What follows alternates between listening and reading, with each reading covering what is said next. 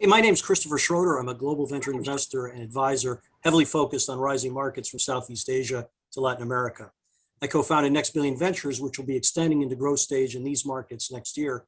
And I'm an advisor and network partner with several Silicon Valley funds, including Village Global, one of the highest performing, yes, global early stage investors today. It is such an honor to be a support and a friend of the She Love Techs community and movement, really.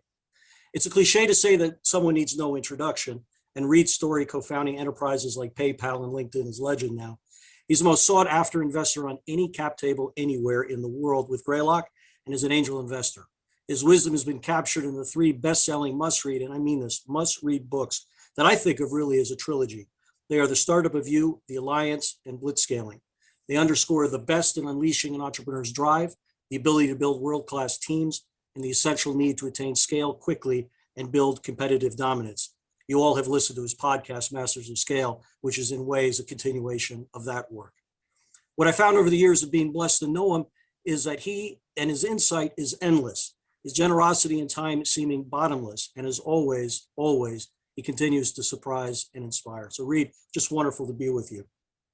Chris, always an honor. And this is an awesome, like the question about unlocking a massive amount of talent in founders through gender is one of the most important issues of our time. So it's awesome.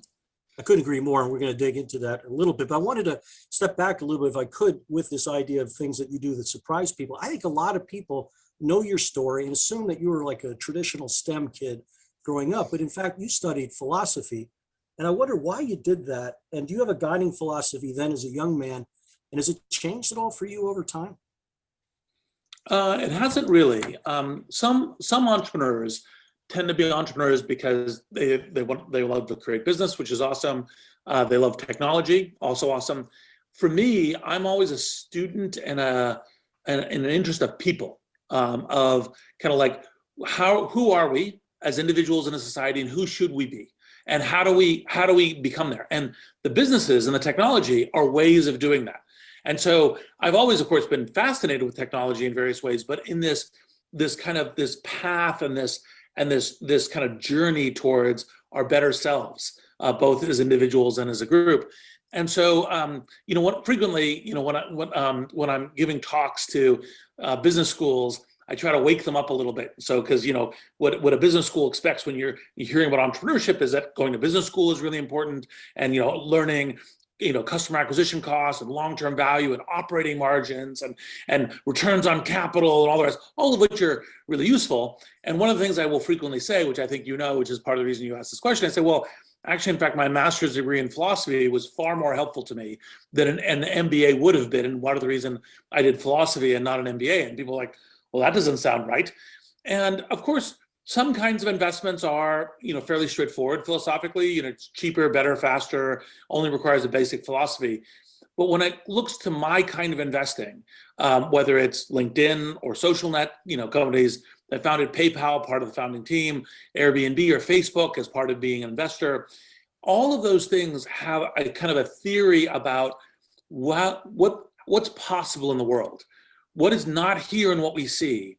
But if you reorder the world in some way using technology as your principle for reordering it, and frequently, of course, it's reordering how we relate to each other as human beings, how we build relationships, how we do transactions, how we build businesses, all these things, and you redo that human network through technology, what could become possible?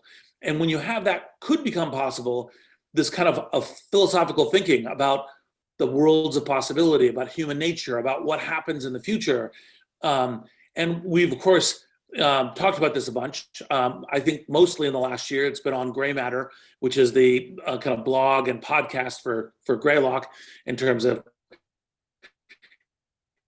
games and philosophy and all the rest. But, those kinds of things are much more central to the way that I invest, both as an entrepreneur, but also as a investor. I think philosophy and how you understand people builds on each experience that you have overall.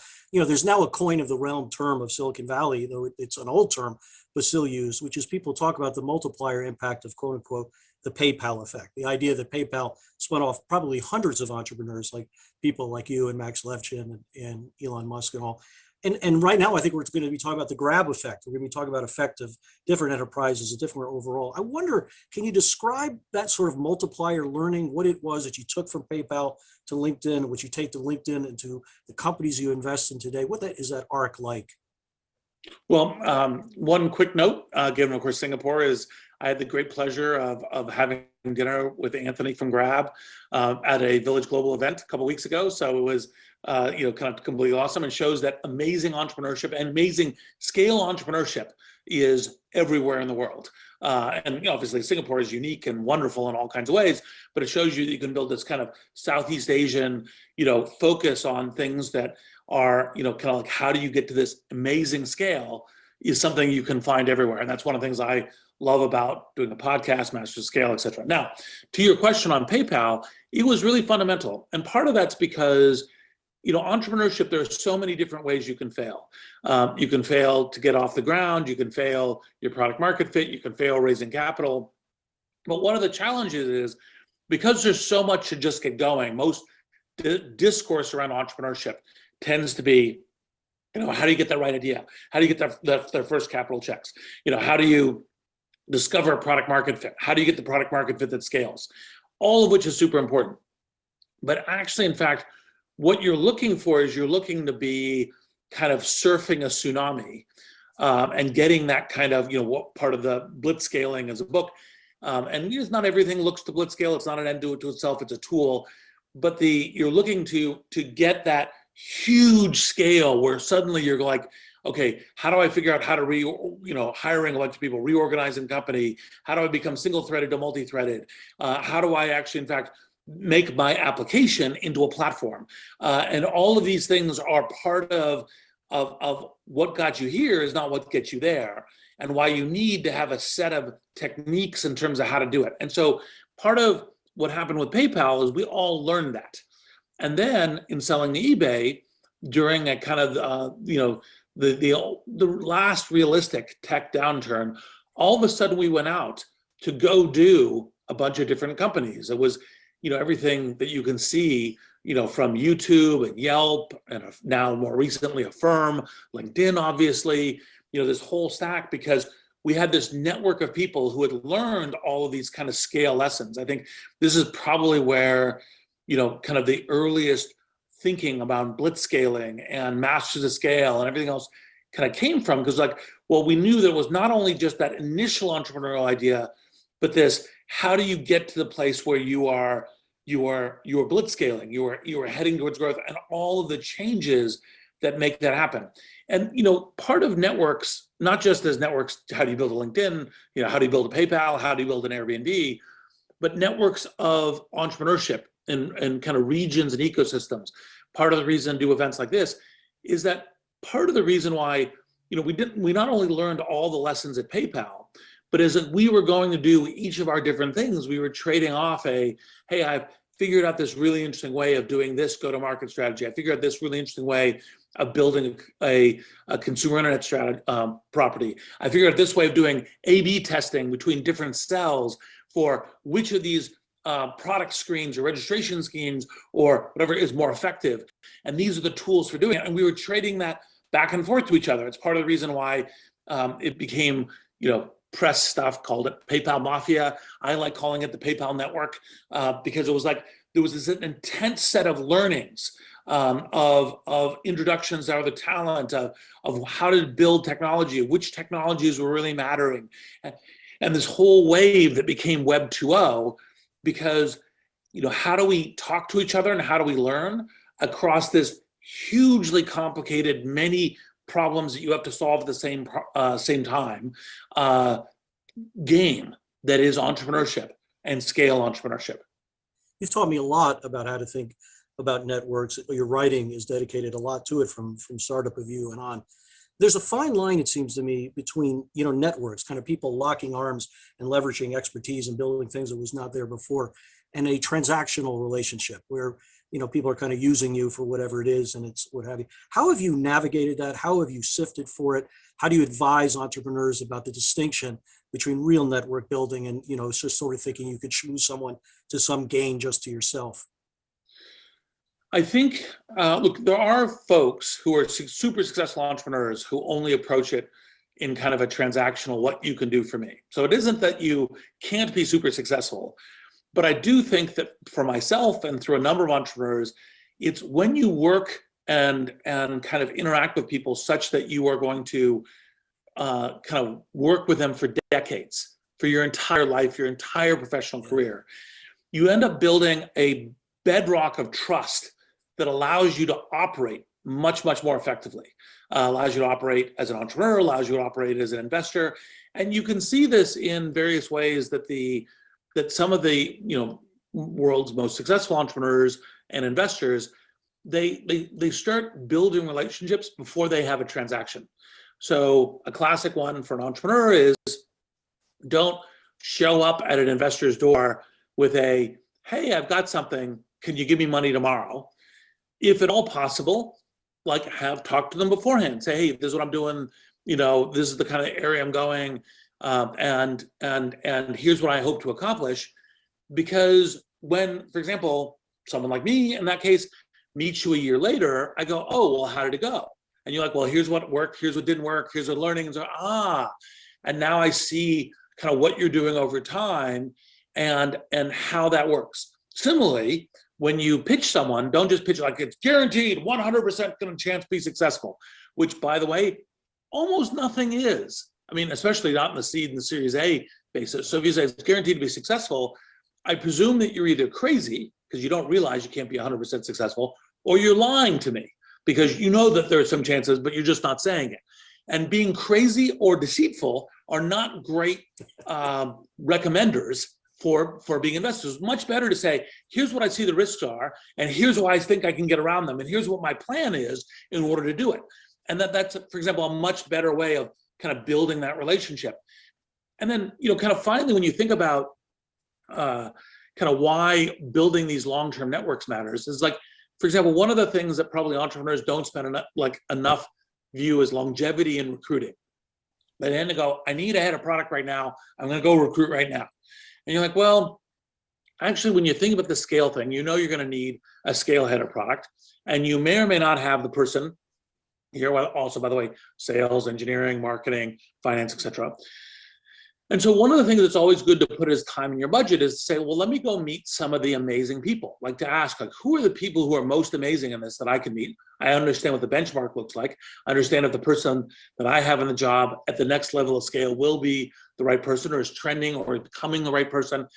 And by the way, part of when you do that, you're asking for introductions to other people. But part of that then becomes, and this is actually, I think, one of the things I learned through my own entrepreneurial journey was, don't recruit the day that you're looking to, kind of say, okay, now I need to hire Jeff Weiner as CEO. It's like, no. I had started talking to people for 2 years in advance about like, well, okay, let me meet the really key people. I learn what excellence looks like. I see what it is. And so when I go, okay, now I think it's time to hire somebody, I called some people from my Rolodex, starting with Jeff Weiner, right? And that's part of how a non-transactional approach to relationships leads to you as an entrepreneur being much more successful at composing really, really strong teams. And then I may also say one more thing, which is, look, part of how you build relationships, you don't say, hey, you could be useful to me someday, give me your card. It's like, okay, well, that's not like maybe there will be future things, not, totally useless. But part of what I try to do, and like look at this as an investor, is every time I meet with an entrepreneur, I try to figure out how to be helpful in this meeting. Is there an introduction? Is there a piece of intel? Is there a tool that could be useful to them? Because part of how you build relationships, you start by giving. You start by going, here is something that I could do that's possibly helpful for you. And then the person realizes, oh, you think this is a alliance. This is what we do is we, 1 + 1 is 10, and we help each other. And that's actually a very, very important way of building relationships. Do you think some of this I think just comes because it is part of your philosophy. I think it's part of who you are as a human being writ large. But do you think some of this comes because you were an entrepreneur? Do you think you have a different lens on this conversation of how to appropriately build networks? Frankly, even assessing a startup across the board, how much do you think actually having been there instructs you differently than some of our sisters and brothers who maybe have never done it and have only been investors? Well, I think it's, look, I think entrepreneurs and investors are actually, in fact, even though it's a very similar game where you're investing in the creating this business and this technology, the gameplay is very different. So most entrepreneurs aren't particularly good investors. Most investors aren't particularly good entrepreneurs. I do think the thing that, that as an entrepreneur, in fact, like had made me realize kind of relationships and all kinds of things is you realize that there's just a whole bunch of pragmatic, I need to build this stuff, I need to solve these problems. And it isn't this kind of like just, kind of like, oh, look, there's this pattern by which you get to these businesses that have large scale and network effects and operating margins and so forth, which is, by the way, an important part of how the equity ultimately ends up getting valued, depending. But you realize that actually, in fact, it's a human enterprise about how we put this together. There's a whole bunch of, well, I built it sufficiently for the next 3 months and I'll rebuild it after the next 3 months because the good and the quick is the enemy of the perfect. And that's part of how you're approaching it. Now, that being said, I think the approach to relationships is entrepreneurs, just like human beings, are all over the map. Some of them are really good at it. Some of them are so-so, and some of them are frankly mediocre and need some improvement. And I think at least the advantage they have frequently that investors don't is investors can frequently start with too much arrogance and too little humility, like always be learning, having a learning mindset. And it's like, well, I'm an expert. I understand. Like, I know Airbnb would be really valuable. I'm looking for the next Airbnb. You're like, okay, that's great. And by the way, look, Airbnb was deep honored to be on that journey with Brian and Joe and Nate. But the real question is, what's the invention of the new thing and how does that work? And the best entrepreneurs know that they always need to be learning, and the best investors also know they always need to be learning. The learning patterns just sometimes are a little different. What have you learned? You must look at over 1,000 entrepreneurs literally in a year. What grabs your attention early? Like, what makes you in a pitch that woman has just sort of lit you up and you know that there's something that's got your attention? Is it situational, or are there trends that you've seen over the years? So when you're looking at investment, it's kind of like there's an entrepreneur, there's a path of what your product service is and what your tools are, and then there's a market. Ideally, you want all three, right? It's not like, oh, just one. Now, when you're earlier, the entrepreneur, she or he, matters a lot more because almost for sure that initial idea is not the idea that will end up being the real kind of scale thing.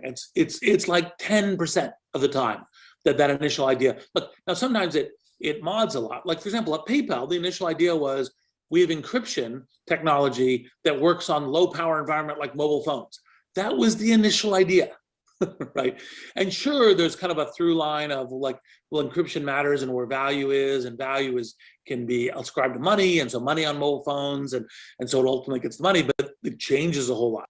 And so what you're looking for in that earliest stage is somebody who a combination can dream very big, has a good understanding of what a moonshot looks like, has a good understanding of kind of like, well, here are some things that are insights and capabilities that I have that can get me that moonshot, are super hungry for doing it, are learning constantly. And so, for example, one of the things that I frequently say about entrepreneurs is to have both persistence and grit. Like, you have a commitment and vision, but also flexibility and learning. And so frequently in that discussion, I'm kind of, that first conversation I'm having with an entrepreneur, I'm kind of testing that out. I'm asking some blunt questions to both see that, oh yeah, I thought about that as an issue. Here's my plan. Here's what I thought about. Here's what I think I can get around it. But also like, okay, I hear you. That's a possibly new challenge. If I were to hit that challenge, I would do X, Y, and Z, or I'd look at this, or I'd research it this way, or think about it, because you're getting both that, kind of persistence and flexibility and that depth in terms of operating. And then you're blending kind of all these kind of yins and yangs, this long-term big vision with short-term immediate tactics about how you're building value. This kind of like, okay, this huge product that platform you can get to, together with how you're going to get on the beach and you're going to establish it for that product market fit. And it isn't like, if you see all that, even if you're like, well, the specific idea may not be there, but I trust what the evolution will be.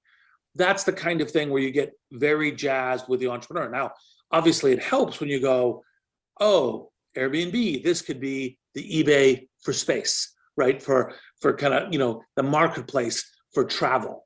And those things help because obviously that they tie into that, or specific tactics, like the person knows how virality will work or what growth hacking looks like within this environment, or understands this class of customer in a really good way that you believe will actually in fact work.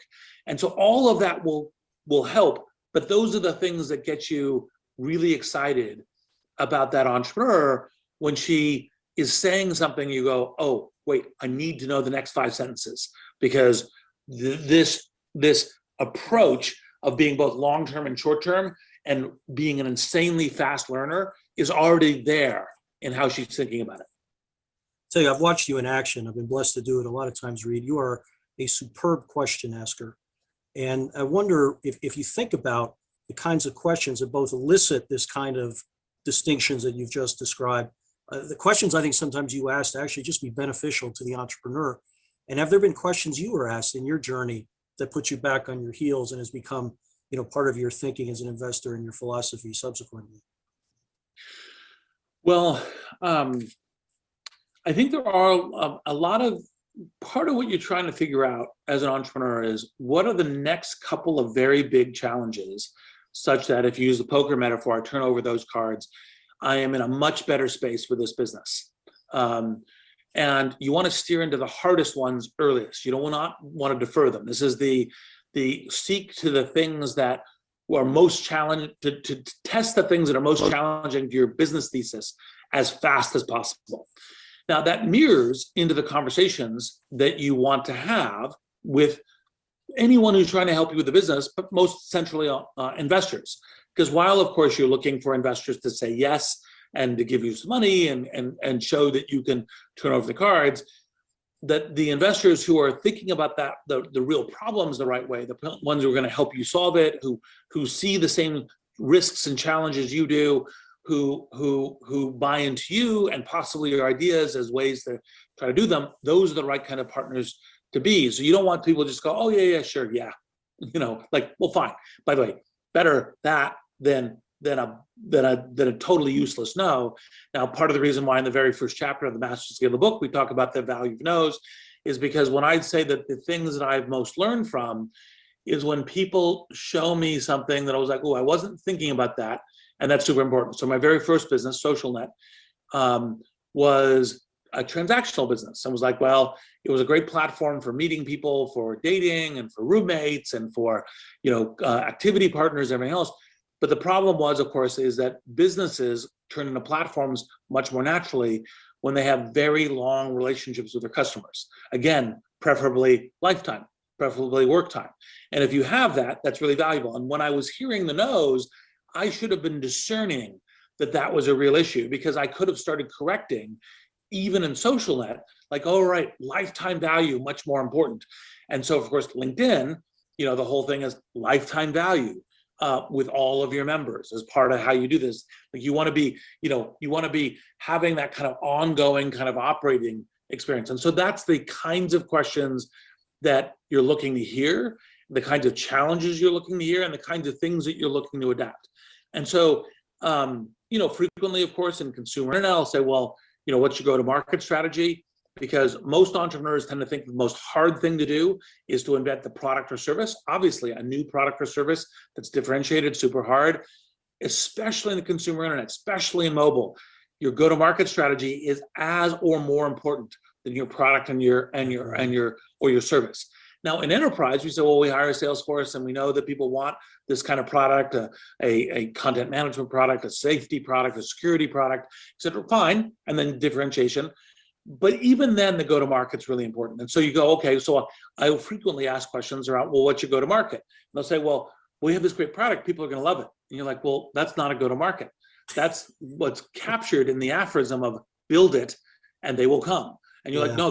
no, that's only super lucky. That's like you ran out into the field with a pole during the storm and the lightning did hit it. It's like, okay, it happens. But most often you're like, no, I got to have a plan for how I'm going to get that lightning. It's like, I know there's going to be storms here. I'm going to set up, a whole field of poles, right? So the lightning's going to hit some of them. Then I'm going to channel the electricity and here's how it's going to work. Then you're like, okay, you understand the nature of the problem you're trying to solve. Parenthetically, Reid, as you speak, and you do this all the time, you refer to entrepreneurs as she. This is obviously the She Loves Tech gathering. And, you really are one who've committed your life to building opportunity for all. I mean, you really want to unleash the potential individuals. And I think some progress has been made. I think some of your efforts have been astounding. And yet we're nowhere where we need to be, I think. Where are we right now in getting half of the world's population totally engaged in the things that you've been describing? And, what we can do to move this faster? Well, if you talk about the entire world, we're like 1%, right? We have a huge, huge opportunity here. And, look, it's a very simple reason. When you look at the kinds of things like, how actually, in fact, part of what made a bunch of Western countries a whole bunch more productive is once we had kind of a washing machine and dryer and could have both men and women going into the workforce. The sheer amount of economic wealth and productivity that came from this, just astounding. And obviously this is true across everything. It's true across science. It's true across, kind of philosophy and inventions. And of course is true in founding companies, in building companies, in investing.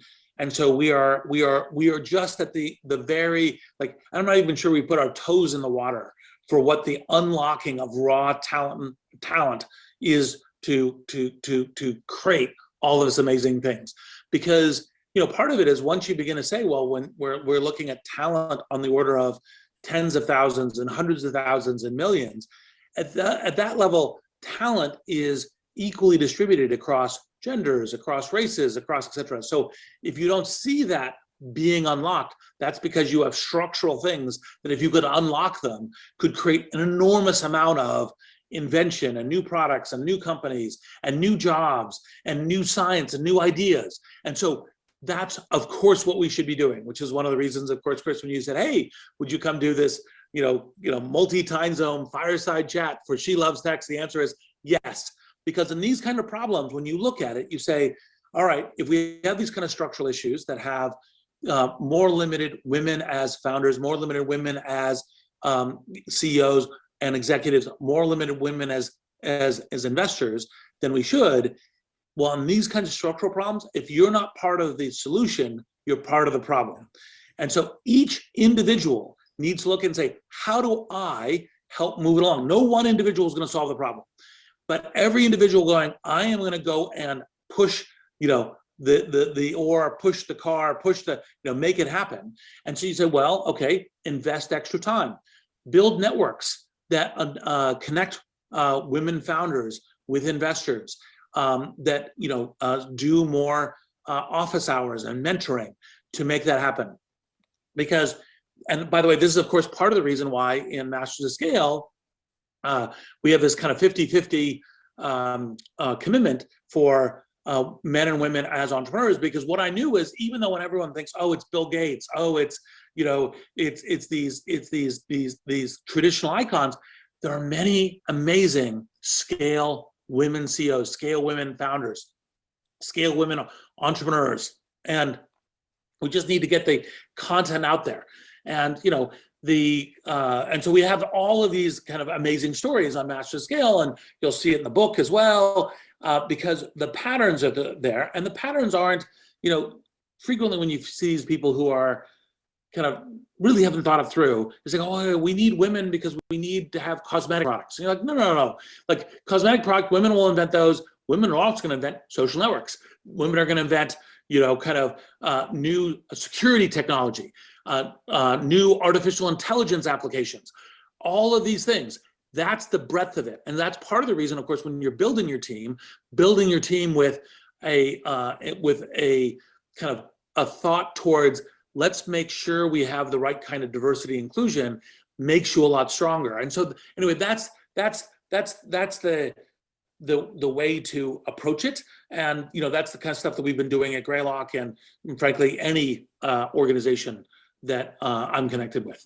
Yeah, I can't think of many people who walk the talk the way you do. Reid, I wish we had 2 hours. We're down to about 20 seconds overall. I just, with the success you've had and the success you've created, I mean, you are a multiplier of success. You've done extraordinary things, but you've helped so many people, me included, reach, things that sometimes we never dreamed we could have overall. What's next for you? How do you think about the next step in your journey? Well, fortunately for me, the entire thing is, how do I help humanity at scale? Some of it through business and technology. Like the last 5 years, I've been doing a lot in kind of transport, right? So Aurora, self-driving, Joby, Uber meets Tesla in the air, whole stack of different kinds of transport technologies in order to do this. But of course, I'm always looking at new things. There's a whole bunch of stuff coming in artificial intelligence. There's interesting places. Crypto, obviously the tech is super interesting, but how it helps human networks and human societies is part of what really interests me there. And then of course, I don't just think about this within the question of commercial, but also how do we affect the societies that we're in? How do we affect nonprofits? And how do we of course help entrepreneurship around the world, which is one of the things you and I are always week by week working on, because obviously entrepreneurs create the new products and services, create new jobs, create new industries that then help our societies become more prosperous. And so, Endeavor and any number of other organizations around the world that we also work on. So it's, and that's a partial list. Feels like, Reid, you're just getting started in a way. What an honor to spend time with you as always. And I know on behalf of She Loves Tech, this has been an extraordinary 30 minutes and just tremendous appreciation to get some of your insight. Thank you so much. Chris, always a pleasure, and I'm always delighted to be part of these kinds of excellent events that try to make the entire world better.